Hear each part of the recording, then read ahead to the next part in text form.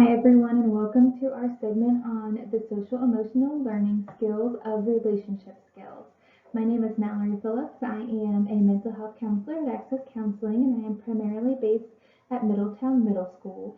And today we're really going to dig deep into the different aspects of relationship skills and social emotional learning in relation to moving back into the school-based setting from the summer, and this has been a quite long transition for them, so hopefully we are able to develop some understanding about how to establish these relationship skills with these students who are returning to our schools or classrooms. As you can see on this slide of the social emotional learning core competencies, you will see our 5 core competencies, starting with self-awareness, social awareness, self-management, relationship skills, and responsible decision-making. What I would really like to point out on this slide, just in general, is we have 3 different domains in the classrooms, in the schools, and in the homes and communities. What I have found is when kids are in school, they are in these classrooms where there's a bunch of different behaviors modeled, there's a bunch of identification of conflict resolution or lack thereof, in the school in general, how that is handled in regards to how we promote conflict resolution or communication. Kids will see that and kids will pick up on that. And finally, in the homes and communities, many of the students that come into our schools and who we interact with often, some don't have the opportunity to build those relationship skills at home. Many are doing a lot of household chores or are playing video games and have very little interaction with those in their homes, which can hinder the establishment of relationship skills as well as the knowledge of what relationship skills are. So as we go through this presentation, we are going to focus not only on our school and classroom settings, but also on how we can promote social emotional learning in regards to relationship skills in the home environment. So as many of you may be wondering, what are relationship skills? So when we talk about social emotional learning in regards to relationship skills, we are looking at the ability to establish and maintain healthy and rewarding relationships with diverse individuals and groups. So this provides us the ability to communicate clearly, listen well, and cooperate with others, in addition to resisting of inappropriate social pressure, negotiating conflict constructively, and to seek and offer help when needed. So a lot of times when we are looking at the children in our classrooms, the students, the teens, all of the different range of ages, we recognize there's a lot of peer pressure. There's a lot of social pressure to conform to norms. When we're talking about resisting inappropriate social pressure, we're talking about setting boundaries. So allowing them to discuss what is okay, what is not okay for them. To communicate clearly. Are we using effective communication skills?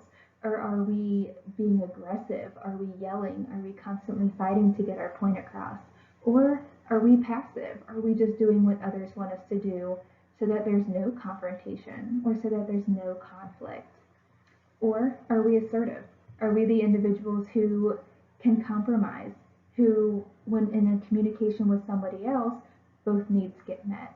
These are things we really want to help to educate kids in from the very beginning. Listening well. Are we listening or are we just hearing that? There's a difference. Making sure that kids are making eye contact, moving forward with their body posture, what it looks like to listen well. Cooperating with others in group settings.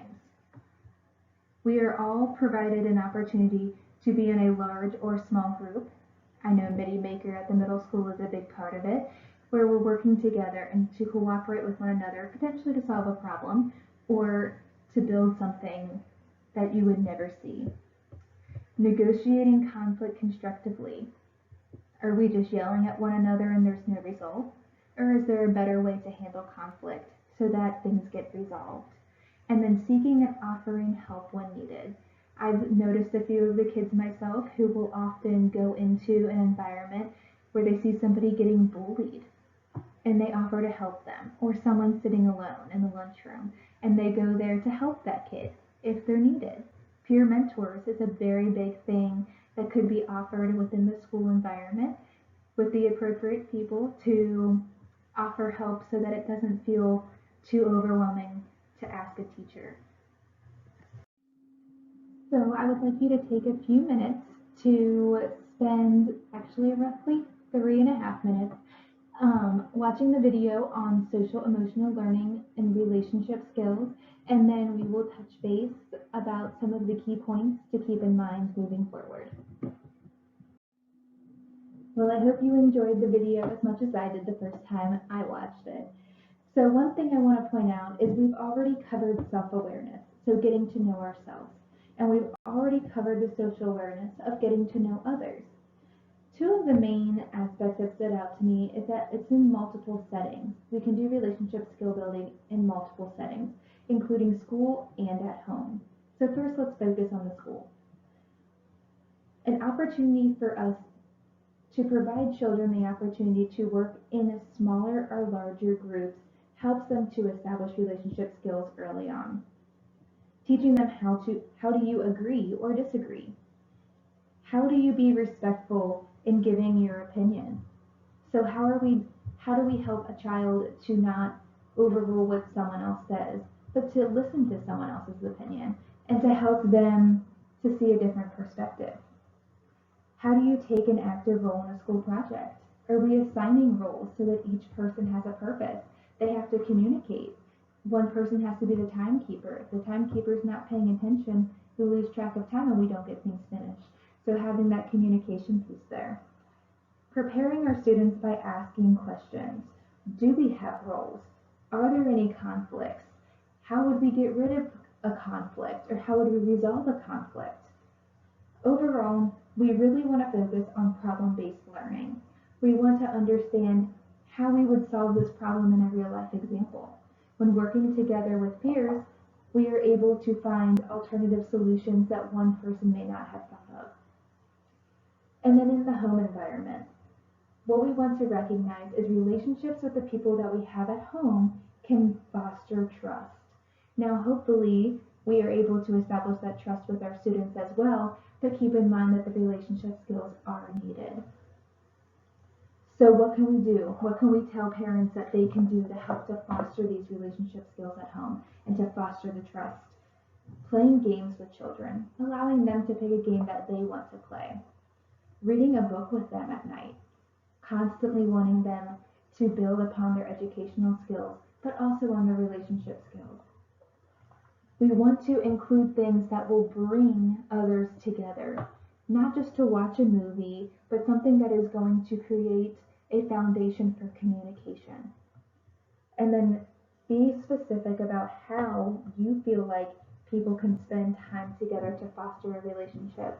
So like I said before, we don't want to play hide and go seek where you can't talk to anybody, or charades, which could work as long as you guys get to talk and problem solve through it at the end.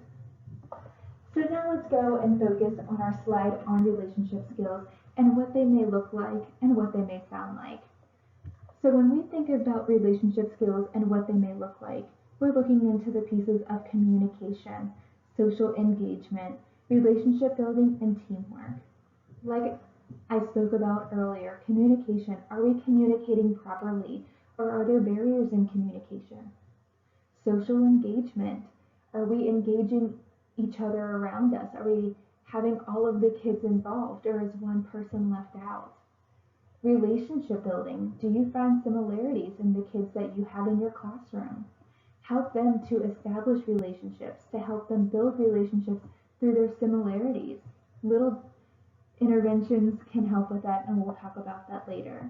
And then teamwork, working as a team to accomplish a task. Yes, you can put individuals in groups, but you could also do an experiential activity that brings the whole class together, that promotes teamwork. And then what relationship skills may sound like. This provides the student an opportunity to express how they feel and communicate that to another person.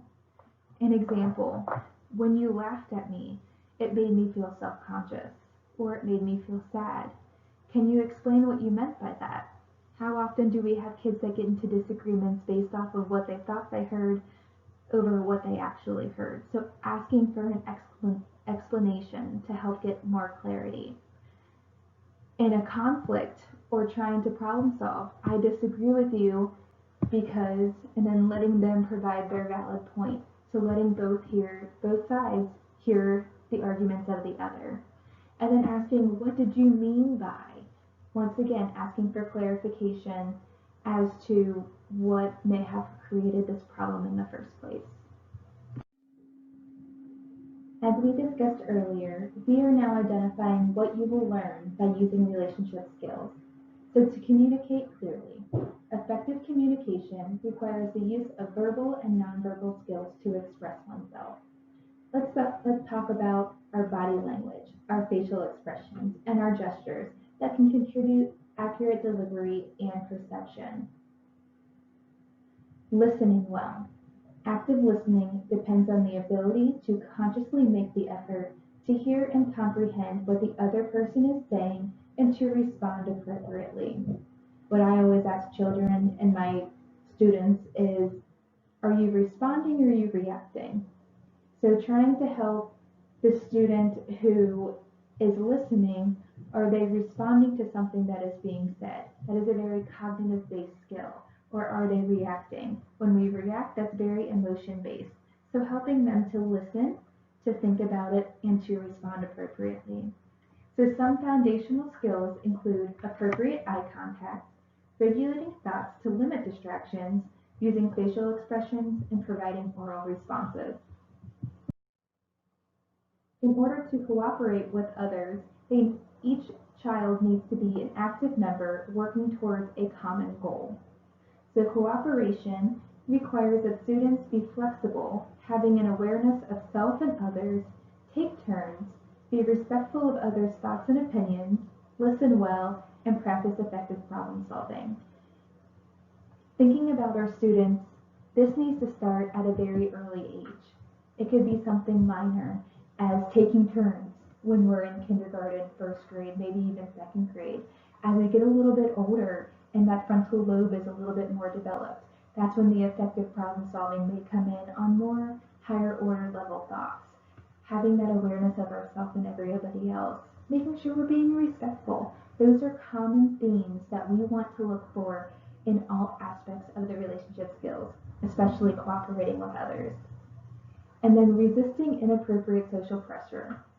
So the use of a strong self-management skill can help students to communicate and commit to their decision not to engage in unwanted or unsafe behavior. When we're talking about unwanted or unsafe behavior, this can be inappropriate touching, setting those boundaries of I don't like that, please stop. If a child is unable to express that on their own, maybe this is when they seek or ask for help to get an adult figure involved. So we want to help them to establish what is okay with them and what is not okay, as well as what is inappropriate behavior. Next, we'll move on to negotiate conflict constructively. When we think about conflict, that's normally a big word that we hear quite often between peers or what we witness. So conflict resolution involves achieving resolutions to conflict by addressing the needs of everyone concerned. In order to resolve an issue in a relationship, students must know how to calmly discuss the problem, brainstorm ideas, and come to an appropriate decision. So at times what we may need to do is separate the students if they are too emotionally aroused to be able to calm their bodies and think clearly.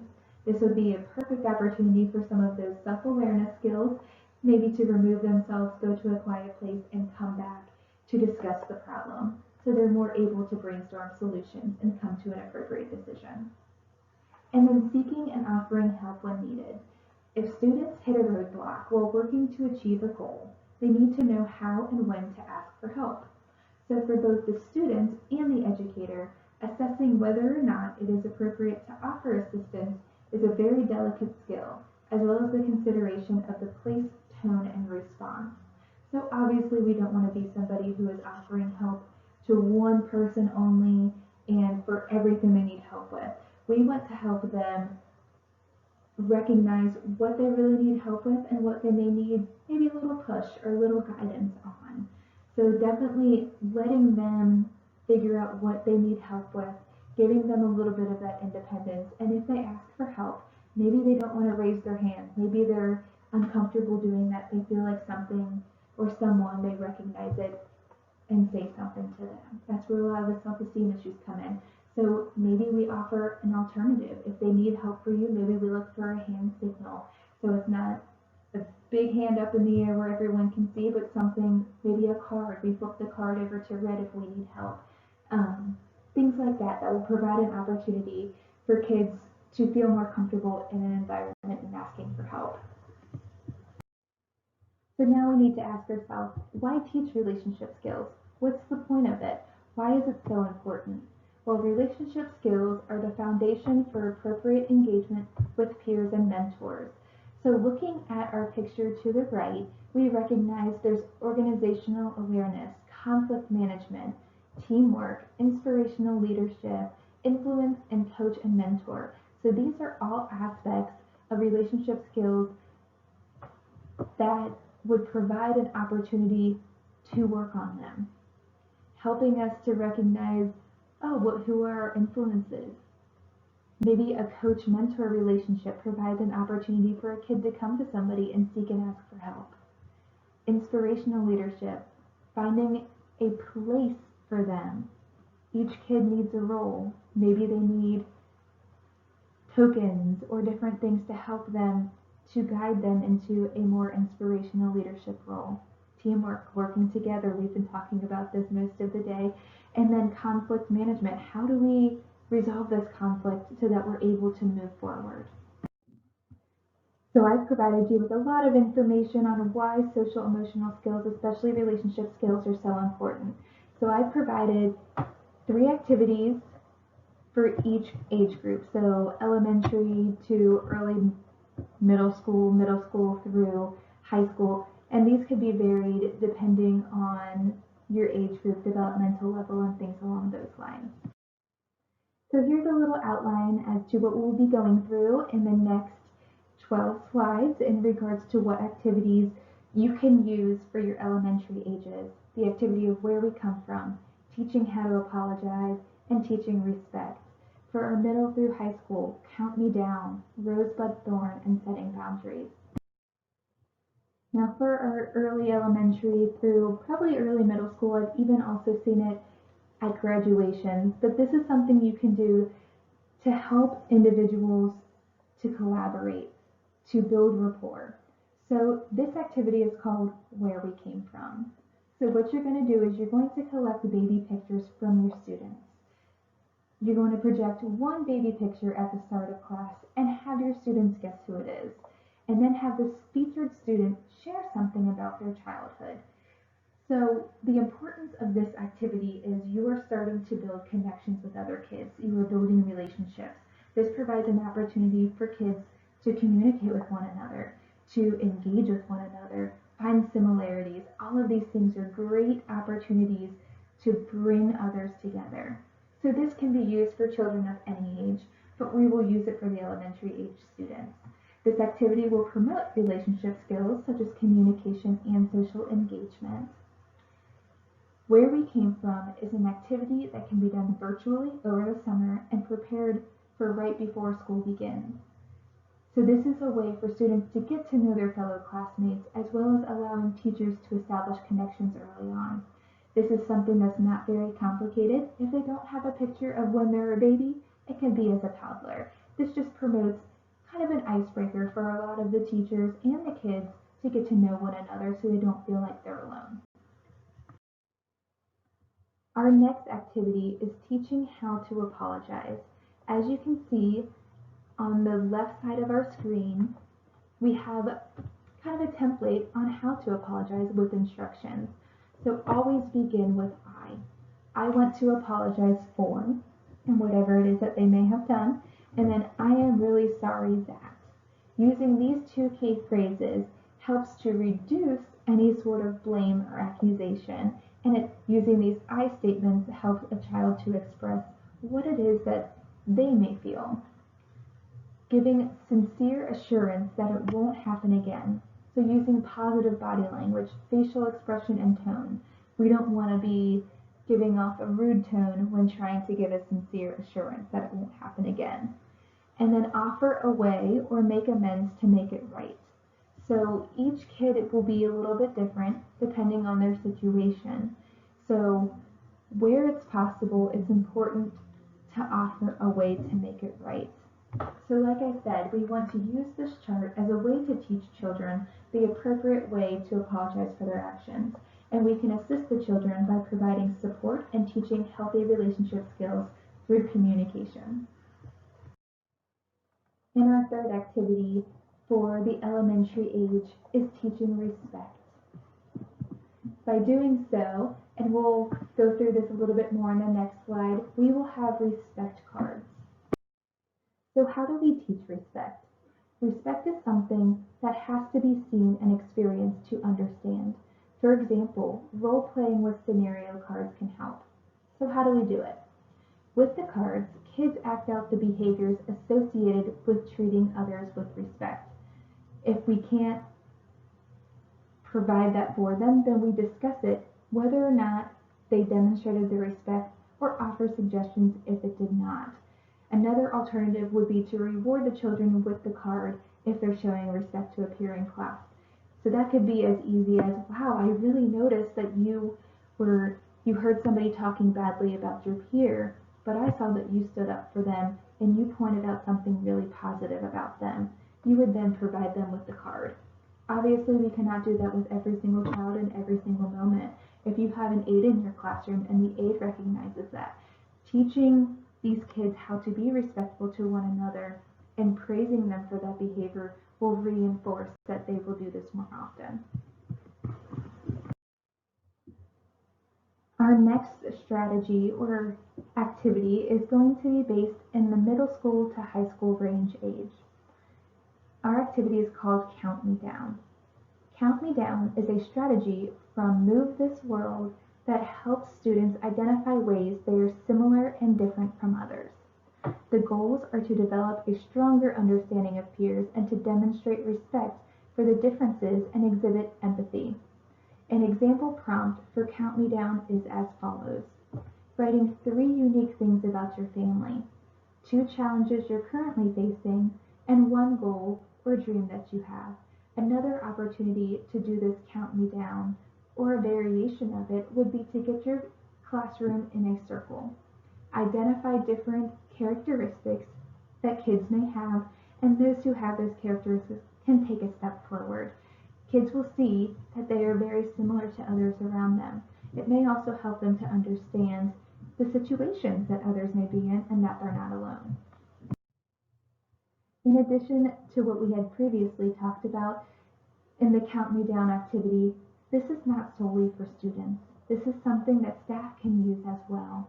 So for a student, make time for this activity in the classroom or even virtually. For the staff, you can use the prompt to journal things about your own life. Maybe you find similarities to the kids in your classroom. That may help you to establish a greater understanding of the kids, what they're going through, and establish that stronger bond. So to reiterate, you want to ask students to identify 3 unique things about their families, 2 challenges they're currently facing, or 1 goal or dream that you have. Our next activity for the middle school and high school age is Rose, Thorn, Bud. So Rose, Thorn, Bud is a strategy that helps students identify positive moments in areas where they need support. So remember, this is going back to seeking help when needed. So what you're going to do during this activity is you're going to define the terms for the activity. So what does a rose mean? A rose is a highlight, success, small win, or something positive that has happened. A thorn is a challenge you experienced or something you can use more support with. And the bud are new ideas that have blossomed or something you are looking forward to knowing more about or experiencing.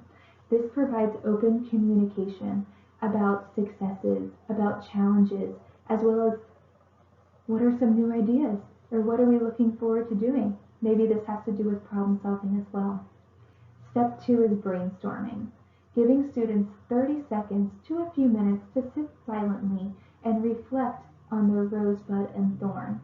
Giving the students 5 to 10 minutes to jot down ideas on the handout or the piece of paper gives them ideas of what they can do differently. What happened with this challenge? Was it a positive outcome or a negative outcome?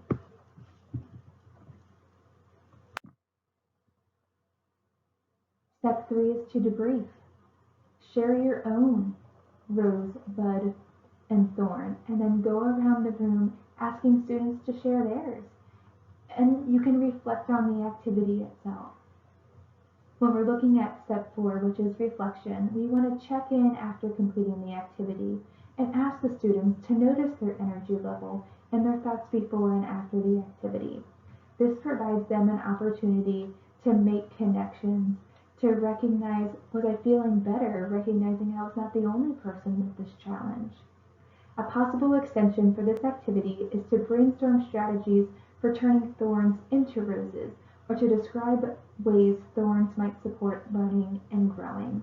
And if you need more information, I have the link at the bottom here, mindfulschools.org, for more instructions, more in-depth education on this rose, thorn, bud activity. And lastly, our activity for the middle and high school age kids is setting boundaries. So what you will need is a boundaries worksheet, which I have attached on the next slide. So what you do. To most students, boundaries are the lines drawn between states and nations. In this circumstance, it's not. So explain that boundaries also pertain to relationships, or rules that tell us what we can and can't do. Talk about the boundaries that apply in families, in school, and in society. Then you'll hand out the boundaries worksheet and talk about the types of rules or boundaries, whether rigid, clear, or fuzzy. Have the students work in small groups to evaluate the boundaries listed on the worksheet to determine the type of boundary described in each. And then follow-up questions. Review the answers as a class to discuss what life would be like without boundaries. Are they frustrating but important to have? You want to work with students to create a list of classroom boundaries organized by physical, respecting one another's space, behavioral, listening respectfully, and academic, turning work in on time. And this would be the boundaries worksheet that you could use that has been established off of the website that I used here. There's also great information on boundaries on therapistaid.com. I think it's a perfect opportunity for kids to get an understanding of their own boundaries and implementing those, as well as how to set boundaries and how to set limits. So this may be some hard conversations for people to have, as they may have very rigid boundaries or they may have very porous boundaries. So keeping those things in mind. So this is the end of my presentation. There are plenty of resources online. Teachers Pay Teachers is a great website to look at if you're looking to find some more interventions and opportunities to use for relationship skills. Please, if you have any questions, feel free to contact me either at Access Counseling. My extension is 072, or you can reach me via email at mphillips@acscounseling.com. Have a great rest of your day, and I hope you learned something from this presentation.